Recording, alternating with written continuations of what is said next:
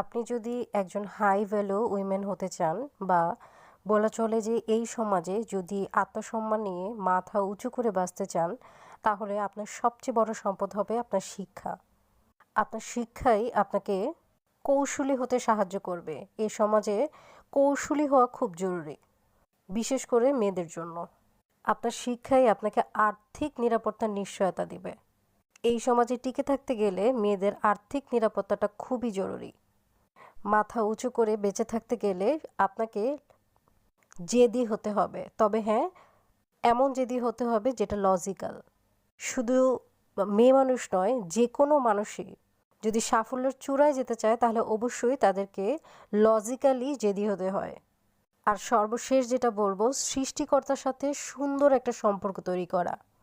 আপনি যদি সমাজের বুকে মাথা উঁচু করে বেঁচে থাকতে চান, তাহলে সবচেয়ে গুরুত্বপূর্ণ যতগুলো বিষয় আছে তার মধ্যে অন্যতম হচ্ছে সৃষ্টিকর্তার সাথে সুন্দর একটা সম্পর্ক তৈরি করা। সৃষ্টিকর্তার সাথে সম্পর্ক তৈরি করলে সৃষ্টিকর্তাই আপনাকে সমস্ত বিপদ আপদ থেকে বাঁচাবে।